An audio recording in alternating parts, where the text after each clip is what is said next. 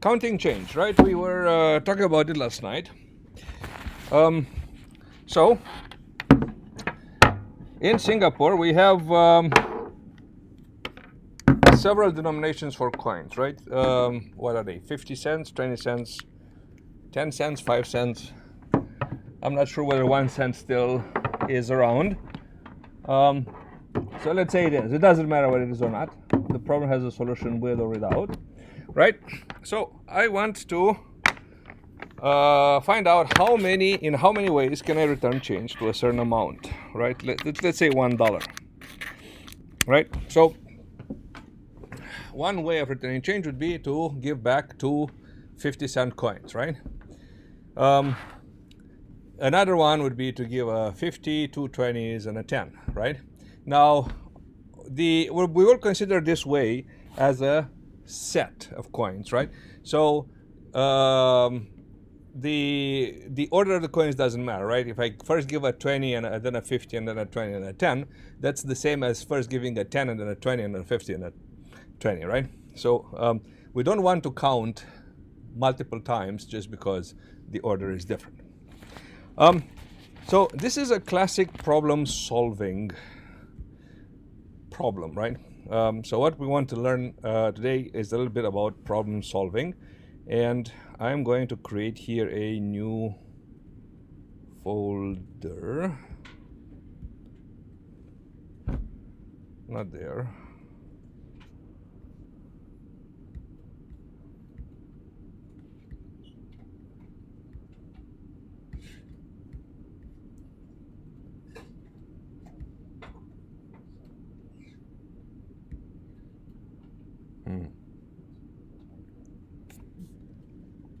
So week 4 Friday, and I'm gonna move this here. Has it moved? No.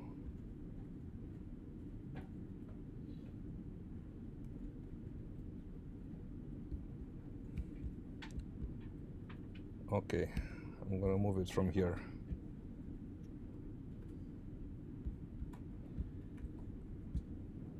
And it happened here as well. I'm going to create a new file and I'm going to call it problem-solving.py. And as I was saying, I would like to count change. Given an amount, and I have a list of denominations.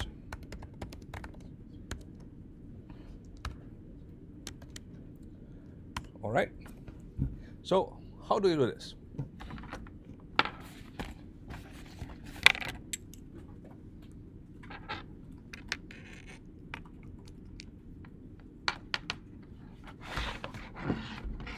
Any ideas?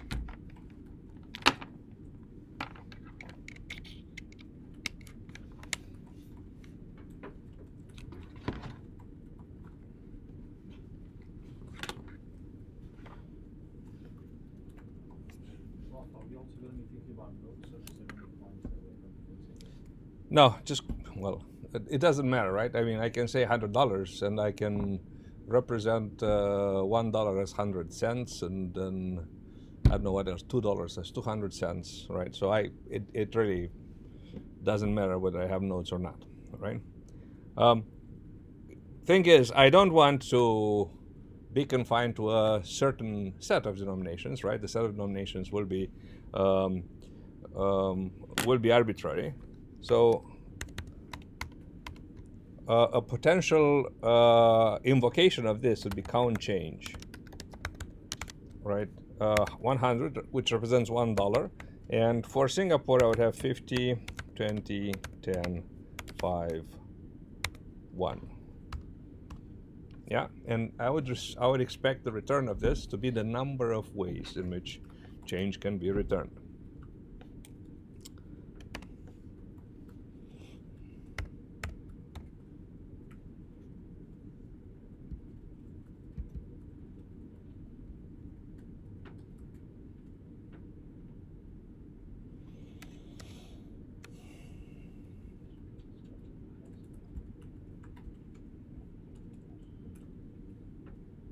Come on, I'm waiting for a suggestion.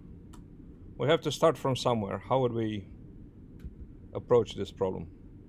So we first test for the divisibility of the amount by the highest denomination that we have. So if it works. Why do I have to bother with the divisibility? No, wait, you don't. So are we looking for the number of ways possible or the? Just the number of ways for the time being.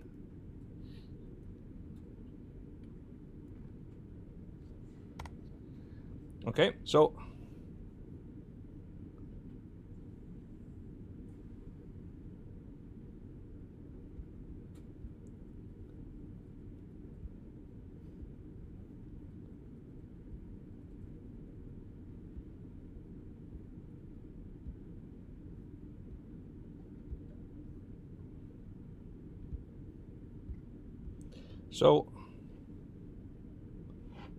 where did it go?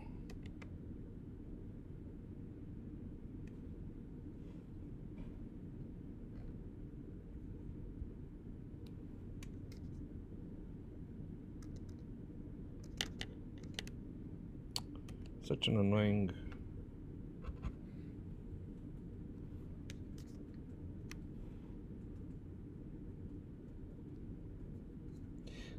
Because this is too long.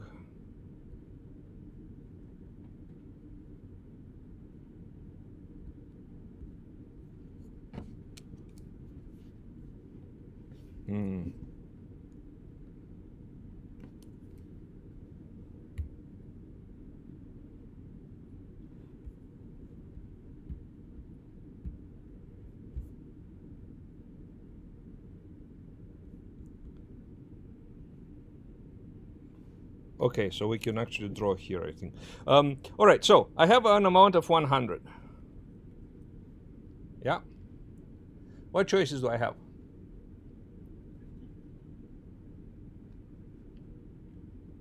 In terms of actions that I'm going to make, I've got to perform. I can use the 50 or not use the 50.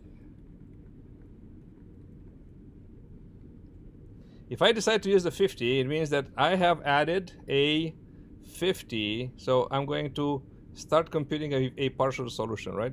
So I'm going to add a 50 cent coin to my solution, and I'm left with an amount of 50, right? This is the amount that I'm left, right? And the coins that are allowed, I am allowed to use are, so I decide to use the 50. I can still use the 50. I can still use the 20. I can still use the 10. I can still use the 5. I can still use the 1, right? So this is how much I am left with returning change for. This is the beginning of my, this is a partial solution, this is the beginning of my solution, and these are the coins that I'm allowed to use. If I decide not to use the 50, I still have to return change for $1, right? I have not begun my solution yet, but look, I have made a decision not to use the 50. So what I am allowed to use from now on is only the 20, the 10, the 5, and the 1. Right here. What decision can I make? Again, use the 50, not use the 50. So if I use the 50, I'm left with an amount of 0, which actually produces a solution, right? My current solution is going to be 50, then 50. All right? Then all these coins are still allowed, but I don't care about that, right? The only important thing is that I have reached an amount of 0, meaning that I have returned the change that I was supposed to return. Yeah? So this counts as one solution. So here, this counts as one solution. The other case is not use the 50, right? Which means that from here, I still have to return change for 50. My solution, partial solution, still only has one $50 coin, but now this 50 is not allowed. So I resolve from this point on to only use the 20, the 10, the 5, and the 1. Okay? I'm going to have two more solutions here. I'm going to have two more solutions here.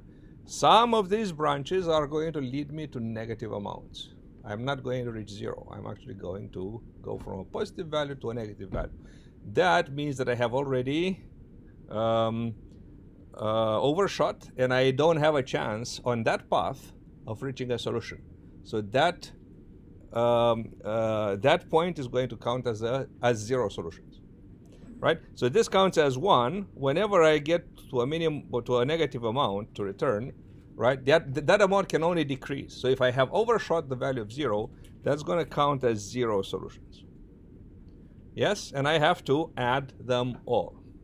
What is important to understand here is that whenever we perform these two choices, they are completely disjoint. They separate the spaces of solutions into two sets that are going to be completely disjoint. Therefore, I don't have any chance of overcounting. I will never count twice. Yes? Nevertheless, I also count everything. Why? Because each choice, the two choices are the complement of each other. So there's nothing left in the middle. There's no third choice. I can either use the 50 or not use the 50, right? So I will look at this list here, and I will always have the choice of using what is the first denomination or not using it at all. Once I have not decided to not use it at all, this entire space of solution is as if the 50 didn't exist at all. Yes? And because of making these disjoint choices at each point, we are absolutely sure that we will count everything. So looking at the information that, let me see, can I change the color? Maybe I can change the color, right? So looking at the information that I have placed here, the number of arguments in my solution is 3. Yes, actually, I don't quite need this one. I can do without this one for the time being. We're going to come back to that, right? So use the 50, not use the 50. Or sorry. It's this. This is the amount of information. Okay. So the amount that I need to return, right? Possibly the partial solution. We'll see that later. This is useful, and the number, the list of coins that I'm still allowed to use, right? And my solutions is going to be, I'm going to just call it CC, count change, right, of amount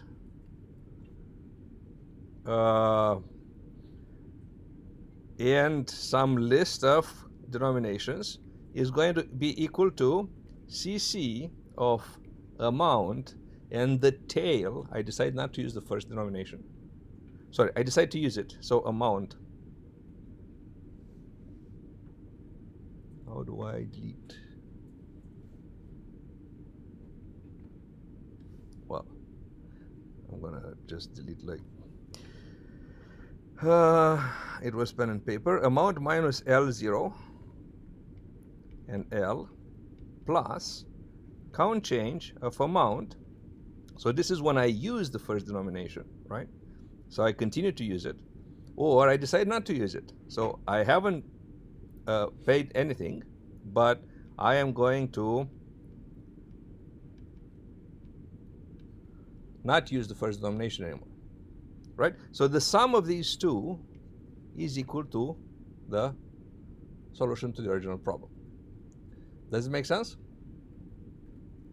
You might be using the last part again. I'll go through that. Right. So the number of solutions, I can make two choices. Either use the largest denomination or not, right?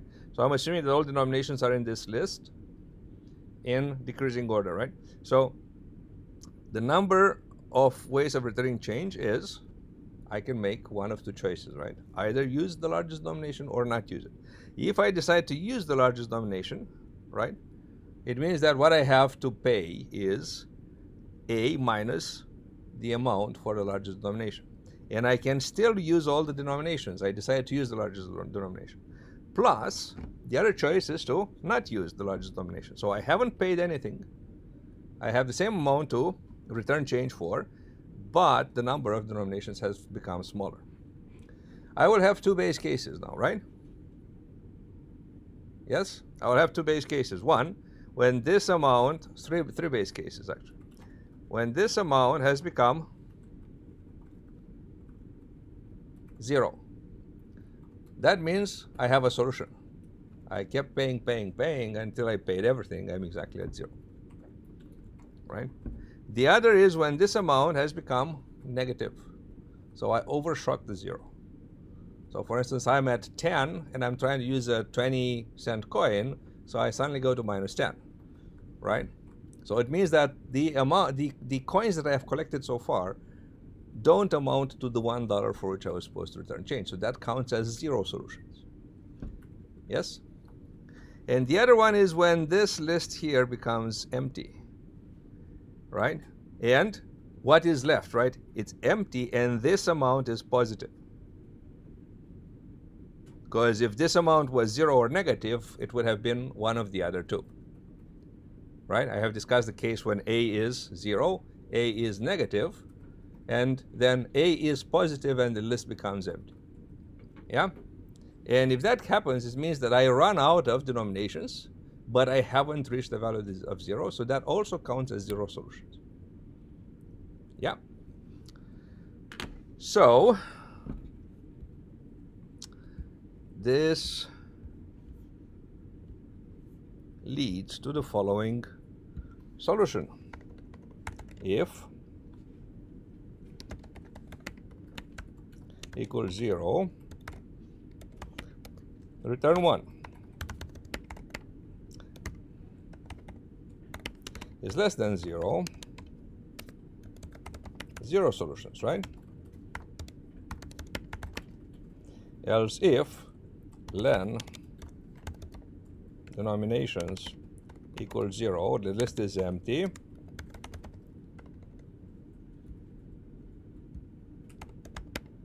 return 0, right?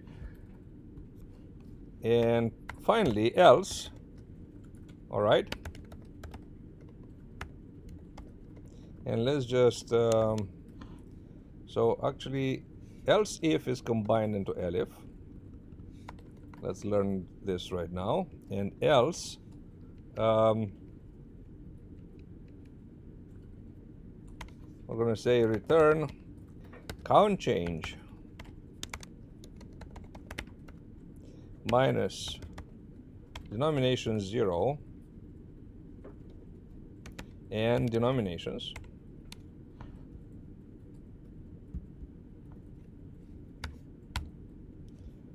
plus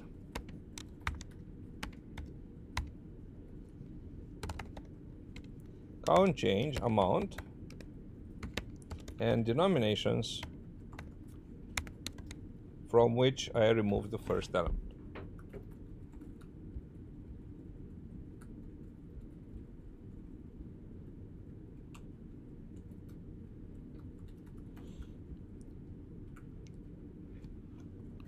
All right, so for testing, I'm going to use amount of $1, so which is 100 cents. I'm going to use denominations to be exactly this list.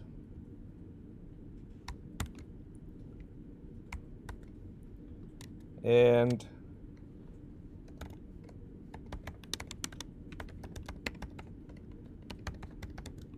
number of ways of returning to amount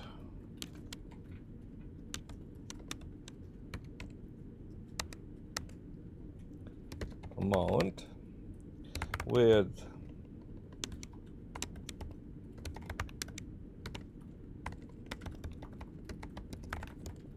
denominations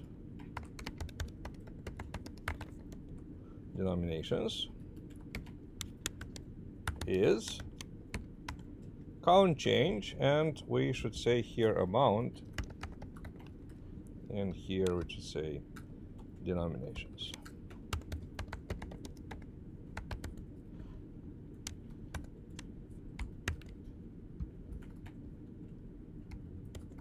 Is this clear? So we can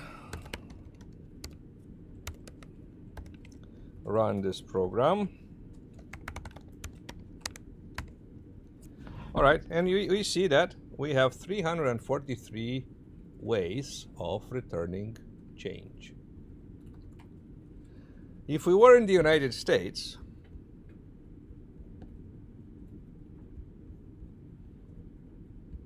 maybe I don't want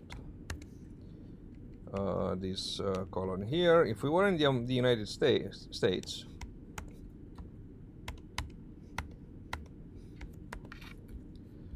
right? Let's say the same $1, but here the denominations are a bit different, right? So let's say we have a 25 cents, right? We have a quarter. We have a dime. I think we have a 5. We have a 2 and we have a 1, right? I'm not sure. Haven't seen coins in the States in a long time, actually.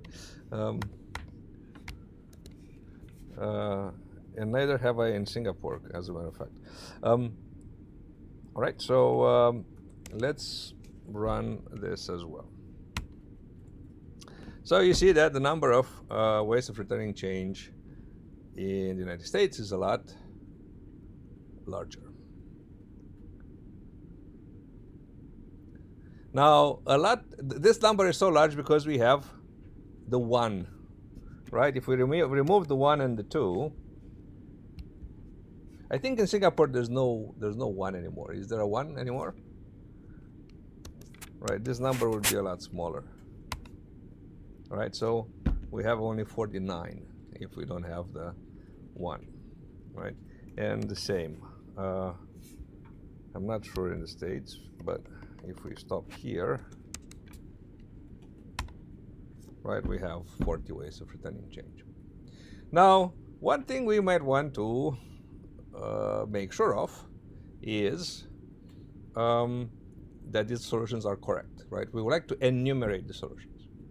Okay, so how would we enumerate the solutions easily?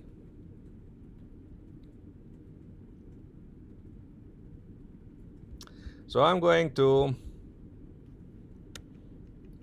take this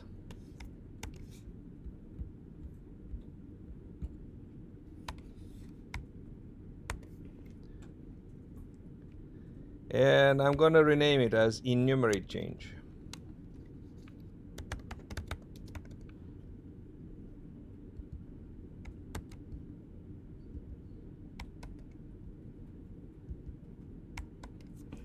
How would we very easily enumerate the solutions? So instead of returning the count, I want to return a list of all the solutions.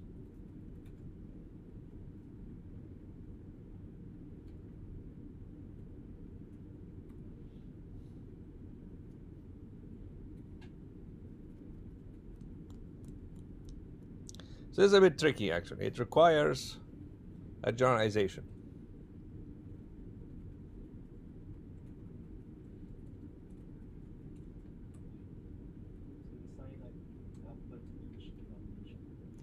Louder? No, I can just, why should I assign an alphabet? I can just return the value, right? I can just return the value of the, right? So the return value now will be, let's say 50, 50 is one solution, right? Another solution is, so it's a list of lists, right? 50, 20, 20, 10.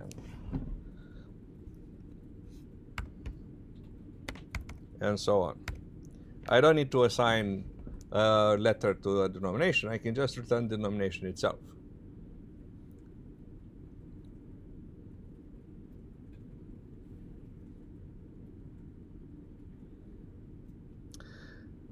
So it sounds like a very bogus generalization.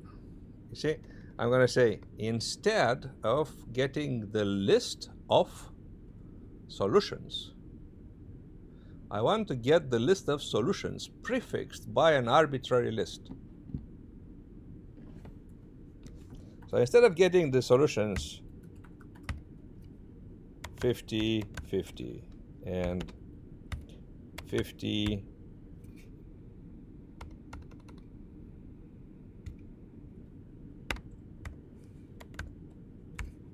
20, 20, 10, and so on, I will come up with this completely bogus prefix, right? Let's say 1, 2, 3, 4.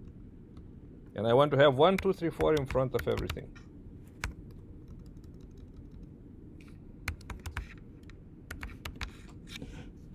So I don't want the list of solutions. I want the list of solutions prefixed by any other bogus thing I want.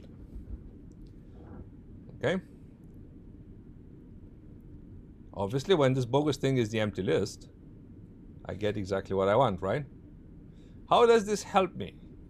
Obviously, in order for this to be possible, I will need to put a prefix here, right?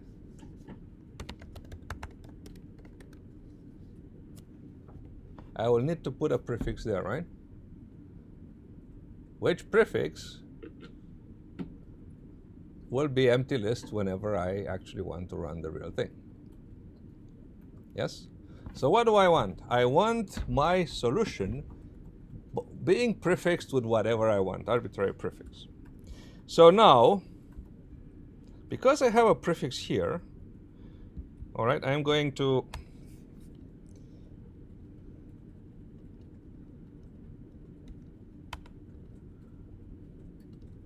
break these lines. All right, so that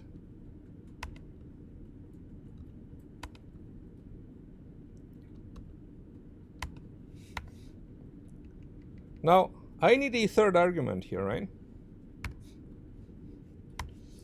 And I need a third argument here. Yeah, I need a third argument here. What's this gonna be?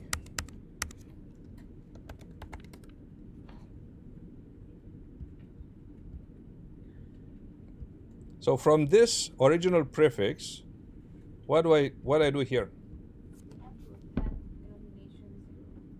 Very good. So plus, and I have to append it as a list, right?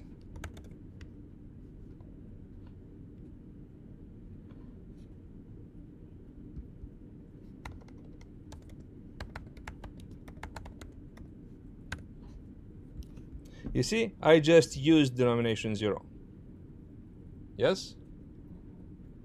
Therefore, since I want to return my solution prefixed by anything, my new prefix becomes the old prefix plus the denomination that I just used.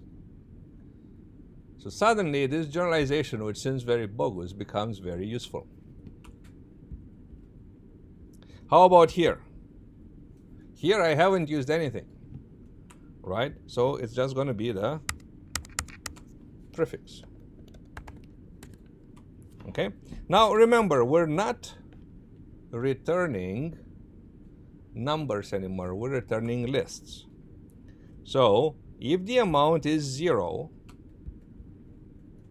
right, this is a solution. What do I return here? Prefix or what? Is prefix good enough? The result, overall result, is a list of lists, right?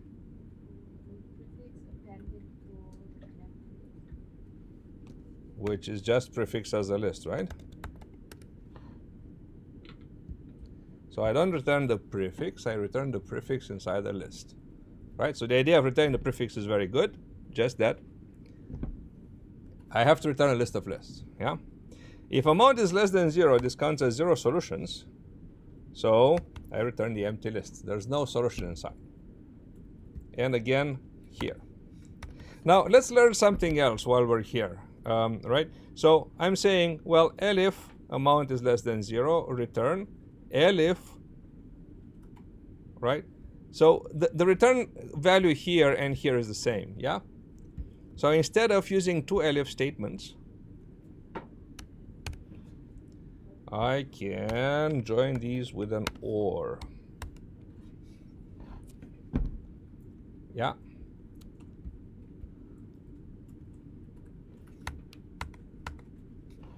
So if the amount is less than 0 or the length of denomination is 0, we return the empty list. There's 0 solutions.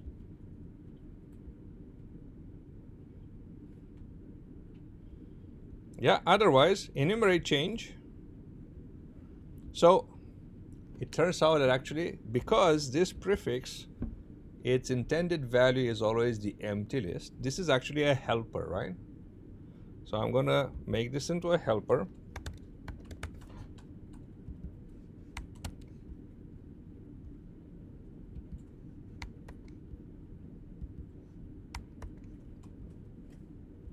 And then I'm going to define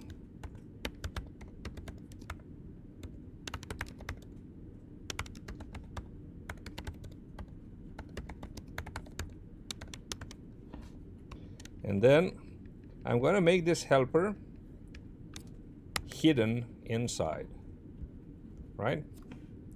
So let's reduce the font a little bit. All right. So you see this def helper is completely embedded inside enumerate change.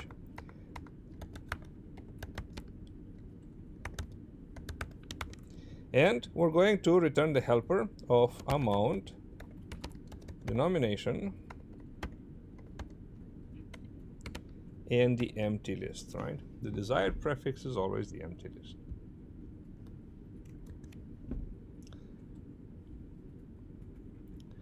So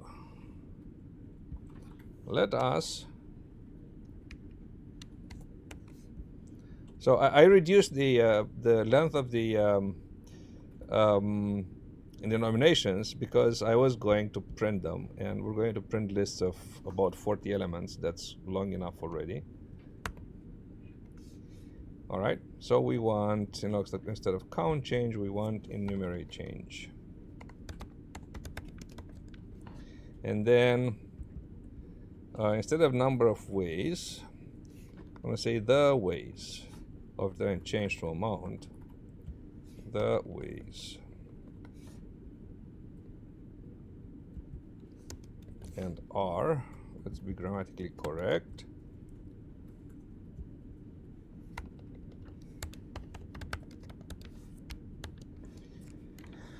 All right, let's run. And if I could spell correctly, that would be fantastic. Which line is that? Line 36.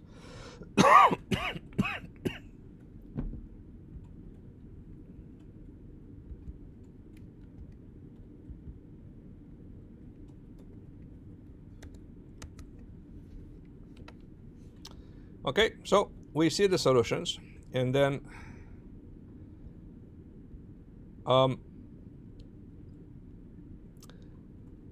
this is very difficult to check, right? So let's be a little bit more explicit in printing the solutions, right? So we're going to say R, we're going to stop the print statement here, and then we're going to say for, and I'm going to call it a way, right? Way in enumerate change. So this is a list of lists. So W is a way. I'm going to say print W. Okay, and I'm going to repeat this here. Yeah. So now each of the ways is going to appear separately on a separate row or on a separate line, and this is easier to follow. So, and I have one too many, one brackets too many, I think. Yes, here. And the same here. All right, so let's check that these are correct. So we have the ways of returning change to an amount of 100 cents with denominations 50, 20, 10, 5, right? So you see 50, 50, 50, 20, 20, 10, 50, 20, 25, 5. Yeah, 50, 20, 10, 10, 10, 50, 20, 10, 10, 5, 5, and so on, right? So they must be correct, right? And there will be one somewhere where it's all fives. The last one is 20 coins of value 5. Yeah.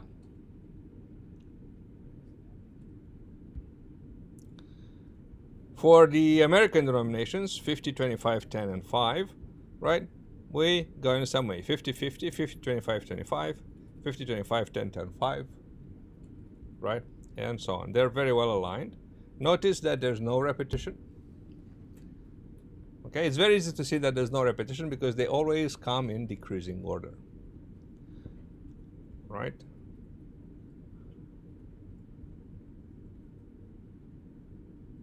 So, problem solved. Yeah. I would like you to learn two things in this. So, counting is a very basic skill in computer science, right? It's actually not the object of computer science. It's the object of a mathematical discipline called combinatorics, right? Which is part of a larger branch called discrete mathematics. And I think you are studying discrete mathematics in your, yeah. Right? Whenever you try to count stuff, you have to be a little bit cunning, right? You have to have a bit of cunning, and you have to create these disjoint choices. This is a very important skill, right? And we have done exactly that right here. This is a very typical problem in combinatorics, right? It's also a problem that doesn't have a analytical solution, right? Unlike, say, Fibonacci, where you ultimately can derive an analytical solution for the Fibonacci of n, right? Which is the golden ratio to the power of n. Here you can't. It's very complicated to. There's not one that would be known. Nevertheless, it's possible, right? So the computer will compute it, right? And the algorithm is cleverly designed to just perform that computation. So that's point one that I would like you to learn from here. The second is, right, look how we progressed from counting to actually enumerating. All right, and how generalization becomes yet again a very useful technique, right? And this time we generalize in a rather arbitrary way. We're saying, well, I don't want my combinations. I want my combinations prefixed with something arbitrary. So let me add the ability to prepend something arbitrary to my solutions, all of them. As soon as we do that, a new realm of possibilities opens. Yeah.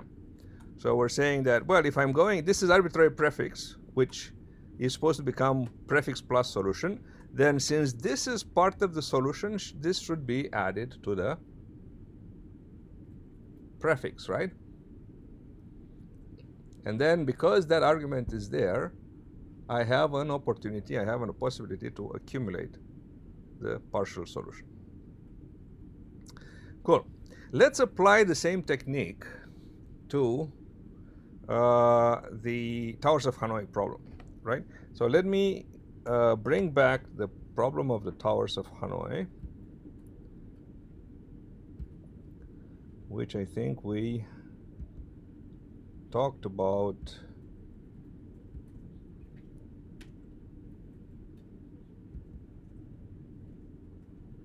here.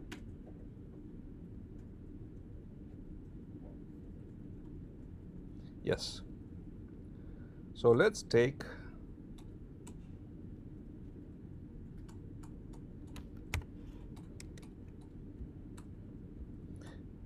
this solution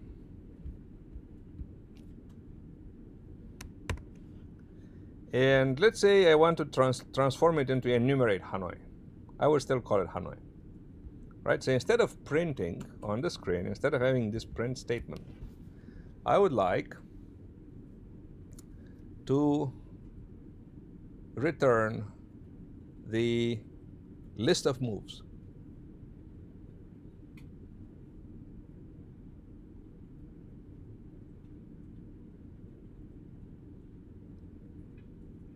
So, what would be a move in this context? If I want to return the list of moves, what would be a move? Louder. The disk from one tower to the other. But in terms of a Python expression, what would it be?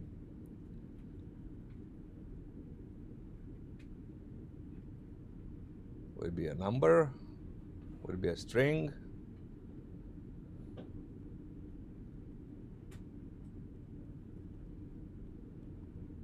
Would it be a tuple?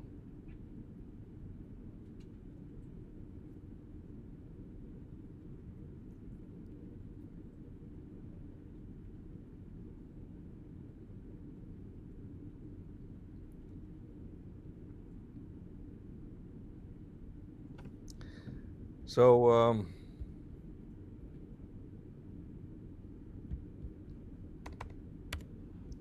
so I'm going to leave Hanoi as it is.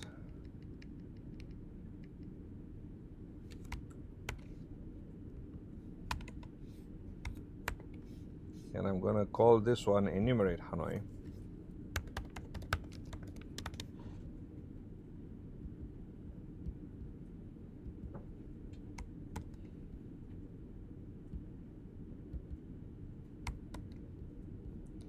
And what I want is this print to go inside.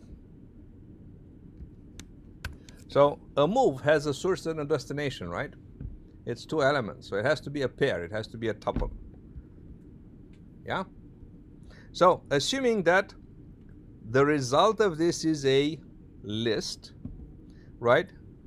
If n is greater than 0, I will have to do something, right? As we did before, let's tackle the case when n is 0. So I'm going to say if n is equal to 0, then what? What do we return?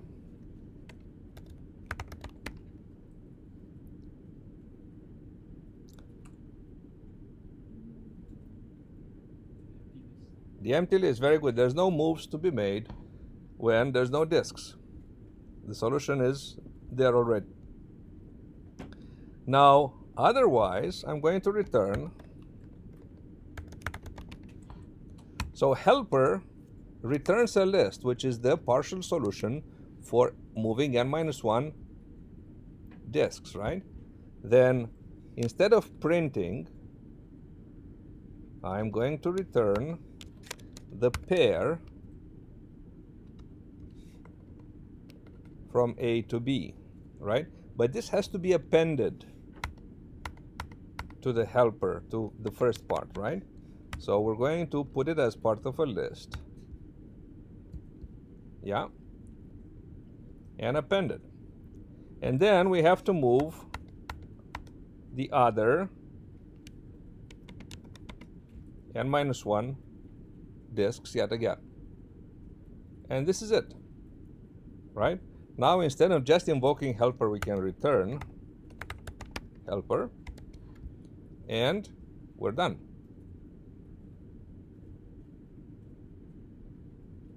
Yeah?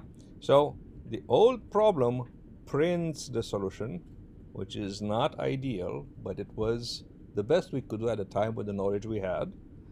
What we want in general is to return the moves as a data structure, right? And printing always should be done outside of the procedure, right? Never inside. So this is one exception we took. But you will hear me say many times, printing should never be done inside procedures. So let's see how this works.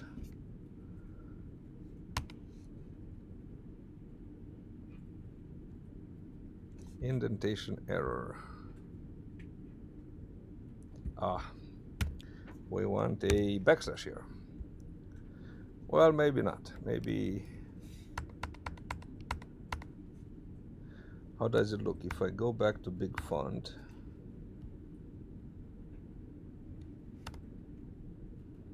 Well, I think this looks okay. So let's leave it this way.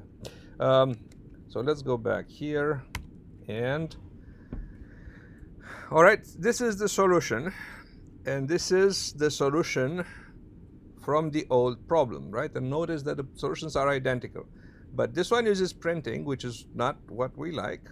We're printing from 1 to 3, and this one has a move from 1 to 3. Yeah.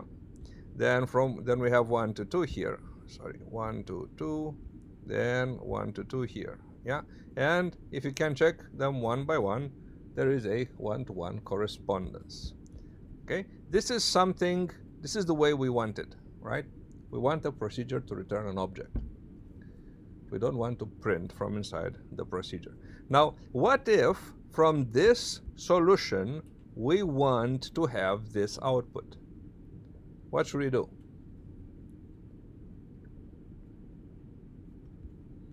Well, very simple, right? So let's do that.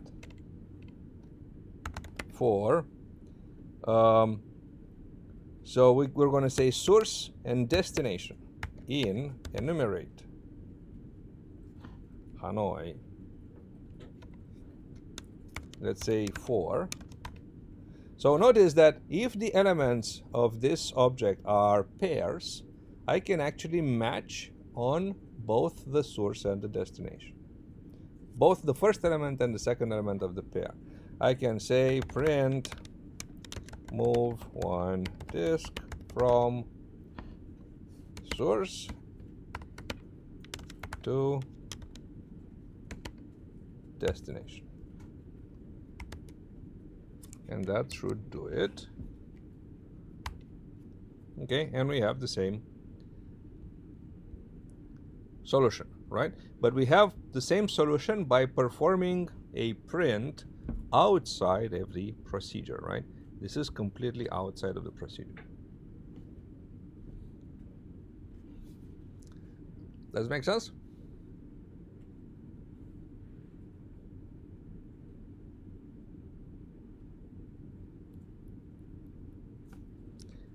You had that indentation error. What did you do to fix it? So let's say I want my code to look like this because I think it's nicer, right? Return on a line of its own can be a valid statement. All right? And then, so that's what Python does. Looks at this as this is a valid statement, and therefore I can't understand this part. So I have to tell Python my statement here is not complete. I do that by putting a backslash, which is not very elegant. I don't know why they opted for this. It's unlike any other programming language, but this is how it works in Python. Okay.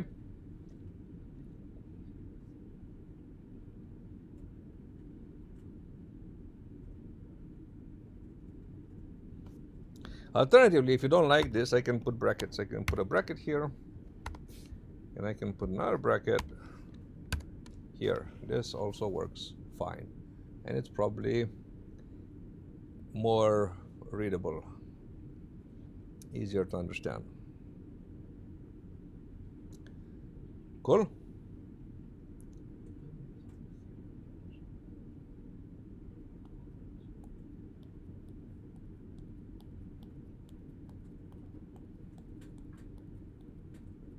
Can you explain the middle line? This one. Yeah. Well, you see this one, right? This one is understood, yeah? So now, instead of printing, I want this, which is now this, which is now this actually, right? I want it to return a list. Yeah, I don't want to print. I want it to return a list, right? So this is an expression that has a value. The value of this expression is the list of moves. Previously, in here, this is not an expression. It doesn't have a value. As we invoke it, it prints the moves. Right? So it's allowed. It's not the preferred way of coding. All right? So if that's the operating assumption that this guy returns an expression, right? Then I have to return an expression. But whenever I invoke it for a smaller number, for n minus 1, it's also an expression, right? So this is a list. I can append another list to it, and I can append yet another list to it to produce the result of the current n.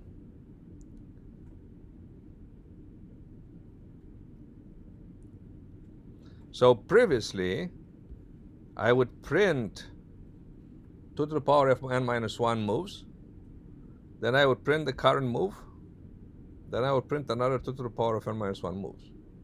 Here, I produce the list of the first 2 to the power of n minus 1 moves. Then I append the current move.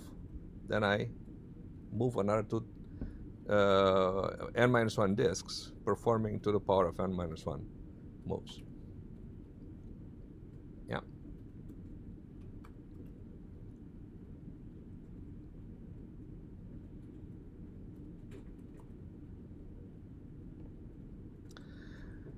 Okay, last thing that I want to try very quickly. So let's say I want to solve an arbitrary equation.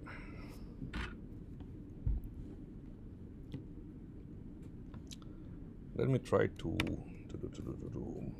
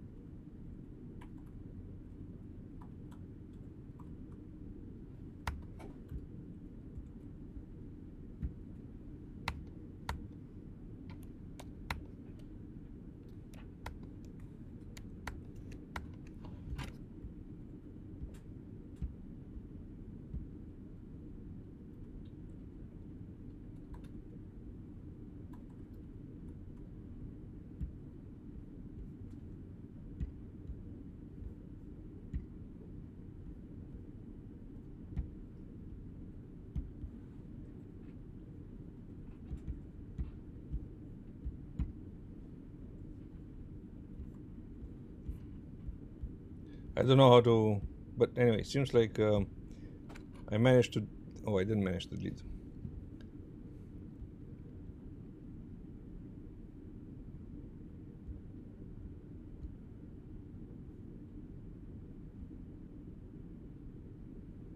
Shortcuts.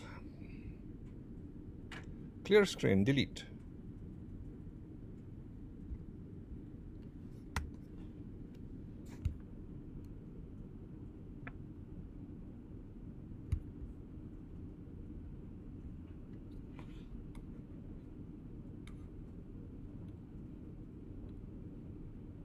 All right, seems that it worked somehow. So, say we want to solve an equation, right? Of some arbitrary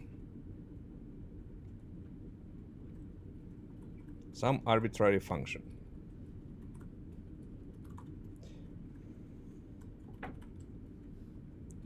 So my function will be in green, and I want to solve fx equals 0, right? Which is this point. All right, a very practical way of doing of solving this is called the bisection method. I'm going to take a limit which I know that is before the root, right? So I'm going to call this the low limit, and I'm going to take another one that is high, right? This is f low. Let's just call it FL and F high, right? And then obviously there's a root in between if FL times F high is how? Negative, right? So one is positive, one is negative at that point, so there's a root in between. So I'm going to take the median M, which is low plus high, divided by 2, and I'm going to check FL times FM, and FM times FH. Now, obviously, if it happened that this were true, then definitely one of these two has to be negative and the other has to be positive, right? So if this is negative, all right, then, so let's say the median, let's say the median is here, right? So if FL times FM is negative, then there's a root in between. So I'm going to narrow down my search interval to low to median, right? Otherwise, I can look at medium to high. Yes, and if that's negative, I can narrow down my interval from medium to high.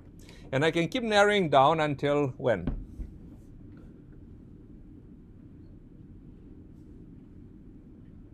Until the distance between low and high is smaller than some epsilon that I pick, which is my desired precision, right? And at that point, I'm going to say that's my result.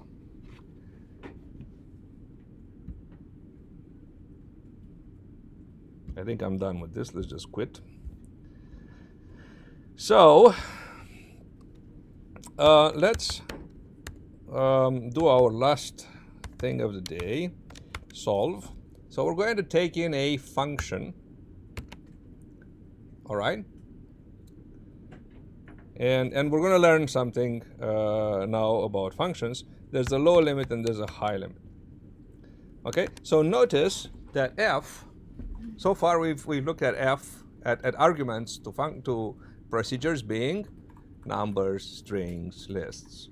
Well, it turns out it can be a function, all right? It can be another function. Now we'll see how we define such a function. So what are the possibilities, right? So if we're going to assume from the start that f low times f high is negative, all right? So if L, we're going to, let's look at the base cases, right? So if absolute value of high minus low, actually, I shouldn't need, I know that high is greater than low, is less than some epsilon. I'm going to pick that epsilon as being 0.00000001, right? If this is the case, then the solution is either high or low, right? So I'm going to say return high. They are close enough, it doesn't matter which, right? Otherwise,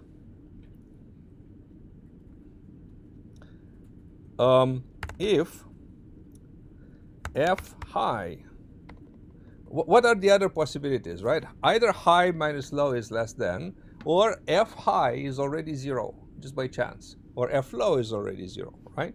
So if else,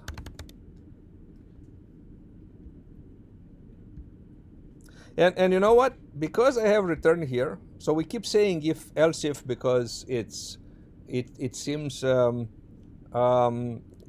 the consistent way, the nice mathematical way, but programmers take shortcuts all the time, right? So because the return is here, right, we will never reach, if we return, we'll never reach the next statement. So there's no need to put an else if. I can put directly an if, right? So if fh equals 0, return h. If f low equals 0, return L. All right? Then we can compute mid m as low plus high divided by 2. All right? And we can say if f times L times fm is greater than 0, then I can continue the search between L and M. So I can say solve f L M. Yes? And then whatever solution I find, that's the one I should return. Right? What's the other case? So already established, we're assuming from the very beginning that FL times F high is less than 0, right? So the only other thing we can do is return solve of F and M high. Yes? So we are going to narrow down. How are we narrowing down? By just invoking solve with a narrowed down interval. So I'm starting by trying to find a solution between L and H. And I'm going to narrow down to either LM or to MH. Yes, and I'm going to keep invoking recursively until I hit one of these three cases, either of which will give me a solution, right? So, does this work? Well, let's see. Print an approximation to the square root of 2 is, and we're going to invoke here solve, and think of, so what kind of equation has square root of 2 as a solution? X squared minus 2 equals 0, right? So the function should be x squared minus 2. Now x squared minus 2, when x is 0, has the value minus 2, it's negative. And when x is 10, has 100 minus 2, which is 98, which is positive, right? So if I start from 0 to 100, let's say these are limits, they should be fine. So the question is, how do we specify the x squared minus 2 function? Well, one way to do it would be this way. I would say def f x return x times x minus 2. All right, and if we have defined this, I could go here and say f. Right, so f is defined, and then I can use it as an argument. Yeah? Does it make sense? But there's a shorter way of doing it, which is this: lambda x times x minus 2.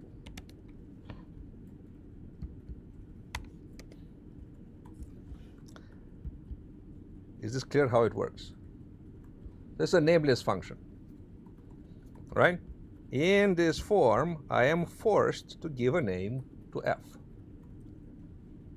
I have to call it f. But you see, numbers as programming entities, they don't need names. Strings as programming entities, they don't need names.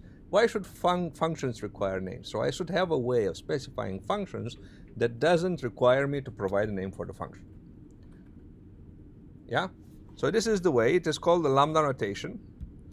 It is pretty much available in all programming languages nowadays in various forms, various syntaxes.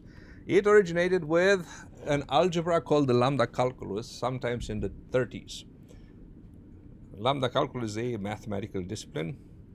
It's a mathematical theory invented by a guy named Alonzo Church, who was Alan Turing's thesis advisor at Princeton.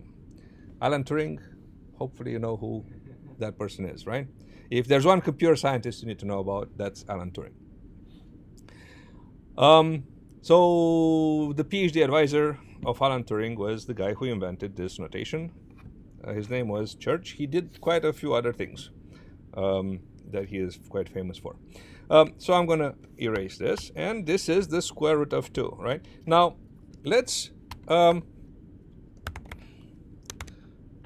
get a comparison, right? So a more exact approximation. By the way, computers never compute exact values. It's always approximations when it comes to floating point, when it comes to real numbers, of SQRT2 is, and we're going to do SQRT of 2. Now, where does this SQRT2 come from? Well, it comes from a module called math. That module has to be imported explicitly. So we also learned now about modules. So we're going to say from math import SQRT. All right. What's this? This is a piece of code that is loadable. Doesn't have to, is not in memory yet, right? Why do we not load everything in memory yet? Because it takes a lot of space and we want to be economical. We only load the stuff that we need. Inside math, there are a lot of functions. One of them is SQRT, and we make it available. If we don't do this import, there will be a failure at this statement. All right. The library, Python's library, is very, very large. There's a lot of functions. We're going to learn a lot more of them, especially when we talk about graphics. So let's see what have we accomplished. All right. So what you'll notice here that we our epsilon was about 10 to the power minus 7. So we should have about 7 or 6 or 7 exact decimal places, right? So 4, 1, 4, about 6 of them, up to. Unfortunately, my ability to. So 4142113, 4142113. So there's a 5 in one place and a 6 in other. So they're very, very close, right? You can play with a lot of numbers. Let's do this several times.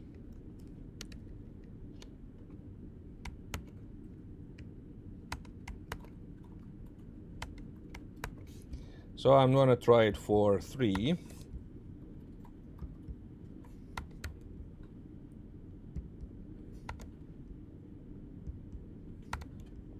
And 5.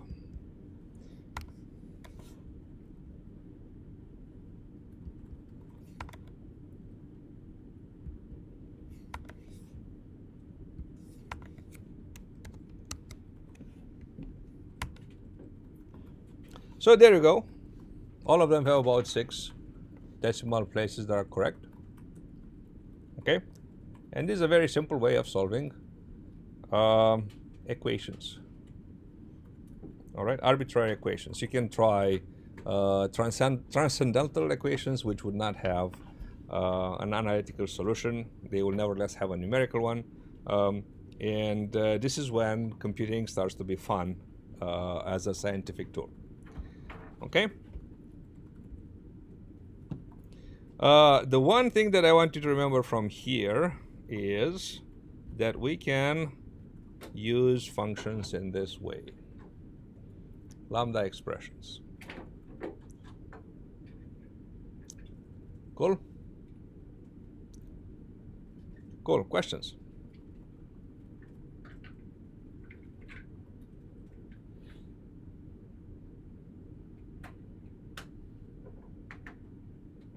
If not, class dismissed. See you next time. If you want to stick around and ask more questions, please feel free to.